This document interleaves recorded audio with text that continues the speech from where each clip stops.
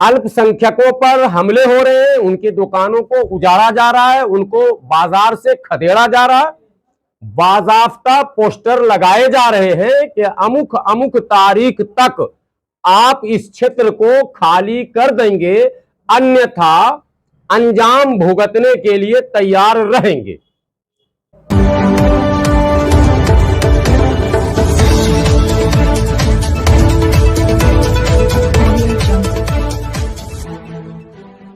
आदाब, नमस्कार, सत श्री अकाल। मैं हूं सुल्तान भारती और आप देख रहे हैं सेकुलर भारत न्यूज। गुनाहगारों में शामिल हूं, गुनाहों से नहीं वाकिफ। गुनाहगारों में शामिल हूं, गुनाहों से नहीं वाकिफ। सजा तो जानता हूं मैं, खुदा जाने खता क्या है। दोस्तों, उत्तराखंड देवभूमि जिसे कहा जाता है, उस देवभूमि में किस तरह राक्षसी तौर तरीके आजमाए जा रहे हैं अल्पसंख्यकों को बेदखल करने के लिए। लैंड जिहाद, लव जिहाद।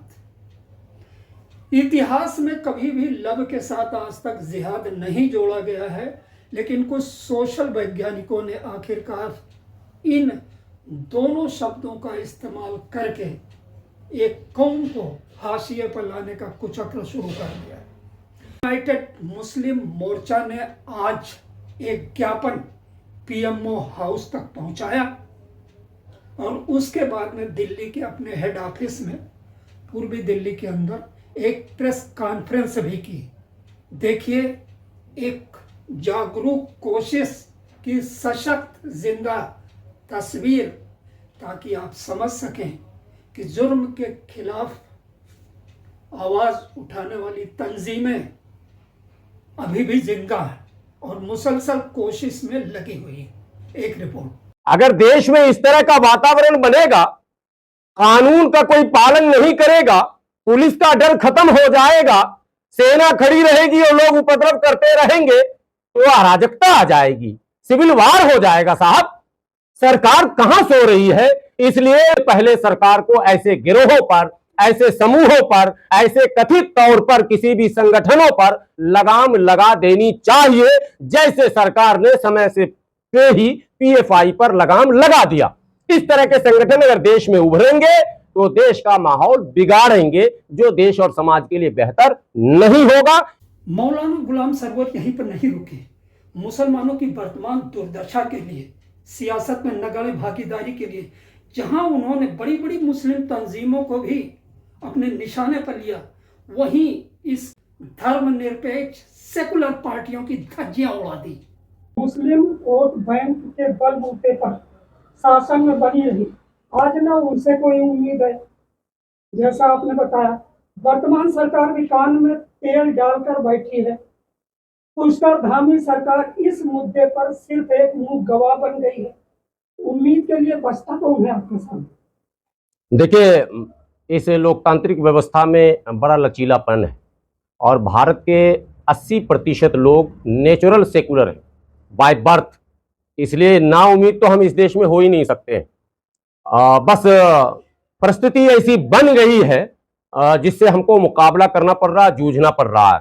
मुट्ठी भर लोग हैं, मैं तो कहता हूँ चुटकी भर लोग हैं, वो मुट्ठी भर भी नहीं। सरकार अगर चाहे तो एक दिन काफी है ऐसे तमाम गिरोहों को खत्म करने के लिए। बहरहाल, जो सेकुलर पार्टियां थी उन्होंने हमें 75 वर्षों तक ठगा है।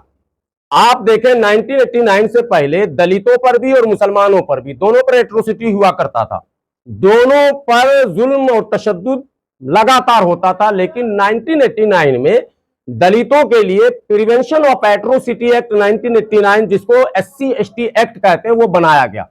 स्वर्गीय राजीव गांधी ने बनवाया। उस कानून के बनने के बाद वो पूरा ब्लॉक लगता है जैसे सिक्योर हो गया। किसी की हिम्मत नहीं होती है कि SC/ST के किसी भी बिरादरी को हम अपमानित करें या मारें या पीटें। वो अगर ऐसी गलती कर देगा तो उसको आप जान लीजिए कि फिर हाई कोर्ट से नीचे कहीं जमानत की गुंजाइश नहीं है, अगर गाली भी बक दिया तो। लेकिन मुसलमानों को लगातार सड़क पर मारना, पीटना, सताना, मॉब लिंचिंग कर देना, कुछ भी कर देना, मतलब कोई लेना देना नहीं, लगता लावारिस। इसकी वजह यह रही कि हम जुबान पर भरोसा किया। हमने कहा कांग्रेस आएगी, सब कुछ ठीक हो जाएगा, हमने कांग्रेस को वोट दे दिया। लालू जी आएंगे, सब कुछ ठीक हो जाएगा, हमने वोट दिया। मायावती जी आएंगी, सब कुछ ठीक होगा, हमने वोट दिया। मुलायम सिंह जी आएंगे, स्वर्गीय भी हो गए, अखिलेश जी आएंगे। इस तरह की तमाम जो रीजनल पार्टियां, जो सेकुलर पार्टियां सो कॉल्ड हैं, उनको हमने आजमाया। इन लोगों ने, इनके हुकूमत में मुसलमान थोड़ा अपने आप को रिलैक्स तो समझ रहा था, ये भी सच्चाई है, लेकिन कानूनी तहफ्फुज न होने की वजह कर लगातार कंटिन्यू इन पर हमले जारी रहे, जो आज भी है। जरूरत इस बात की है कि कानूनी तहफ्फुज का इंतजाम किया जाए। पहले सरकार को ऐसे गिरोहों पर, ऐसे समूहों पर, ऐसे कथित तौर पर किसी भी संगठनों पर लगाम लगा देनी चाहिए, जैसे सरकार ने समय से ही पीएफआई पर लगाम लगा दिया। इस तरह के संगठन अगर देश में उभरेंगे तो देश का माहौल बिगाड़ेंगे, जो देश और समाज के लिए बेहतर नहीं होगा। इसलिए कौन संगठन है जो वहां दंगा फैलाने की कोशिश कर रहा है और महापंचायत करने की बात कर रहा है? वो कोई संगठन ही नहीं है, वो तो अभी उसने एक नाम दे दिया है, देवभूमि मुक्ति मोर्चा फला। वो रोज नया नाम लाएंगे। वो एक मानसिकता है, एक विचार है, जिस विचार को इस देश में सबको मिलकर कुचलने की आवश्यकता है। वो विचारधारा, जिस विचारधारा से इस तरह के संगठन बनते रहते हैं, और अगर सरकार आंख बंद करेगी तो वो फलता फूलता और बढ़ता रहेगा। यदि वो ज्यादा ताकतवर हो गया तो वो एक चुनौती बन जाएगा देश के लिए। एक मूवमेंट चलाया जा रहा है लैंड जिहाद का, और दूसरा मूवमेंट ये चल रहा है लव जिहाद का। तो क्या कभी आपको ऐसा नहीं लगता कि एक वर्ग विशेष को, एक विशेष संप्रदाय को बेदखल करने के लिए, समाप्त करने के लिए, आतंकित करने के लिए, भगाने के लिए इन शब्दों का वोट लिया गया, और इनके पीछे सत्ता की सहमति भी है? इस चीज से इनकार करते हैं? बगैर सत्ता के सहमति के, देखिए सत्ता का मतलब जो शासक होता है ना, वो रोए जमीन का खुदा ही होता है। उसके हुक्म के बगैर पत्ता भी नहीं हिलेगा जमीन पर। जैसे हम कहते हैं ना, कुदरत के हुक्म के बगैर पत्ता नहीं हिलता, वैसे सरकार के हुक्म के बगैर पत्ता नहीं हिलेगा। मैंने आपको निमंत्रण दिया, सोशल मीडिया पर डाला, एक डिपार्टमेंट में डाला, 2 बजे से अभी 6 बजने वाले, अब 5 बजने वाले हैं, लगातार कांस्टेबल से लेकर डीसीपी साहब तक कंटिन्यू हमको वॉच कर रहे हैं।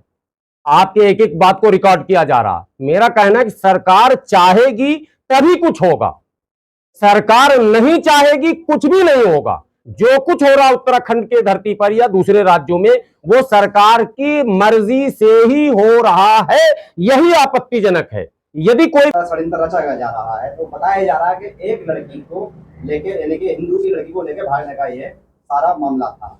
इसको वहां के लोगों ने पहले क्यों नहीं निपटा? नहीं, इसमें अच्छा सवाल। एक सैनी नाम का लड़का था और एक उर्दू नाम वाला था, तो सिर्फ उसको ही टारगेट क्यों किया गया? मैं बहुत अच्छा, ये इसी पर मैं आना चाह रहा था, आपने ये सवाल किया। भारत में 1948 में बापू की हत्या हुई। बापू की हत्या करने वाला कौन था? गोडसे। गोडसे भी तो किसी जाति का होगा, किसी गोत्र का होगा, किसी कुंबे का होगा, किसी धर्म का होगा। क्या उस जाति, उस धर्म, उस कुंबे को कभी परेशान किया गया?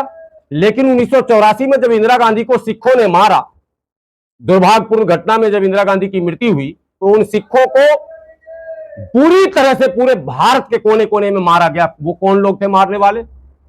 एक साथी हमारे कह रहे थे कि कांग्रेसी थे। मैंने कहा कांग्रेस में तो गुलाम नबी आजाद भी थे, कांग्रेस में ये भी कि एक गनी खान चौधरी भी थे, सीकर जाफर शरीफ भी थे, तारिक अनवर भी थे। तो मुसलमानों ने अगर मारा हो, एक केस पूरे भारत में दिखाइए कि सिखों को मुसलमानों ने मारा? नहीं, किसी कांग्रेसी ने नहीं मारा, इसी मानसिकता के लोगों ने मारा। सेम वही कहानी है। इस लड़की के जो कथित अपहरण की बात आ रही है, उसमें मुस्लिम भी है, हिंदू भी है, लेकिन मुस्लिम को निशाना बनाया जा रहा और हिंदू ही निशाना बना रहा, जबकि हिंदू भी उसमें शामिल है। यह सेम वही कहानी है कि बापू को मारने वाला हीरो और इंदिरा को मारने वाला जीरो। आप समझ रहे कि नहीं? हाफिज साहब, आप एक सोशल पहचान है देश की, पत्रकारिता में अच्छा खासा दखल है, मजहबी नेता है, अक्सर देश के मुद्दों को लेकर डिबेट में आप संघर्ष करते नजर आते हैं। मुसलमानों के जो 5 स्वयंभू संगठन हैं, जो उनकी खामोशी पर आप क्या कहेंगे? ये उनका सवाल, मैं जवाब मैं क्यों दूं? ये तो उनसे आप सवाल कर सकते हैं। देखिए, मैं अपना कर्तव्य निभा रहा हूं, मैं अपना कर्तव्य निभा रहा हूं। मुझे जो जिम्मेदारी ऊपर वाले ने दी है, मैं बाय बर्थ तालिब इल्मी के जमाने से गांव में, मुझे वो दिन याद है कि दुर्गा का मेला था, मैंने एक बैनर लगा दिया, माँ शेरावाली के दर्शनार्थ आए हुए सभी अतिथियों का हम स्वागत करते हैं। कई मुसलमानों ने मैं कहा ये क्या किया? मैंने कहा क्यों, हिंदू भाई हमारे मेला इतना बड़ा है, वो आएंगे, उनका हम स्वागत कर रहे हैं, हमने वो इंतजाम सब किया। तो अल्प आयु से मैं समाज में काम कर रहा हूं, जब से मैं ऑल इंडिया यूनाइटेड मुस्लिम मोर्चा में जुड़ा और सेवा कर रहा हूं, तो मैं लगातार केवल मुसलमानों की बात में नहीं उठा रहा हूं, क्योंकि ये मुद्दा लॉ एंड ऑर्डर का भी है, ये मुद्दा अराजकता से जुड़ा हुआ। अगर इस तरह के वातावरण बनेंगे तो देश का नुकसान होगा, इसलिए मुद्दा मैं उठा रहा हूं, वरना मुसलमान को तो लगातार टारगेट किया जा रहा। लेकिन ये जिम्मेदारी जिन लोगों ने भी और ली है, जो मुसलमानों के नाम से चंदा भी करते हैं, क्या कहते हैं, अपने आप को कहते भी है कि हम मुसलमानों के, उनकी जिम्मेदारी बड़ी है। उनको आगे आना चाहिए, सरकार से बात करनी चाहिए, सरकार से मुलाकात करनी चाहिए, मेमोरेंडम देना चाहिए, डेलीगेशन जाना चाहिए। इस तरह से शिथिलता, इस तरह से खामोशी, इस तरह से चुप्पी, ये कहीं से बेहतर नहीं है। दो संप्रदाय हैं, एक डरा हुआ है, डराया जा रहा है, दूसरा में कुछ लोग, मैं कहूँगा गिनती के लोग हैं, जो डराने में लगे, भगाने में लगे, नफरत फैलाने में लगे। आप दोनों समुदाय के प्रबुद्ध लोगों को क्या संदेश देना चाहेंगे इस नए परिवेश में? देखिए, ये धार्मिक दृष्टिकोण से तो कहा जाता है कि कलयुग शायद है का नहीं। मैं राजनेताओं से भी मिल रहा हूं, मैं उनको कह रहा हूं कि इस पर आप बोल क्यों नहीं रहे, और सुबह से लेकर शाम तक मेरी कोशिश है फोन और फिजिकल मीटिंग करके राजनेता को इस बात के लिए तैयार किया जाए कि वो खुलकर ऐसे मामले का विरोध करे। और ये मामला आज का नहीं है, ये निरंतर तब तक चालू रहेगा जब तक कि वहां शांति पूरी तरह से बहाल न हो जाए।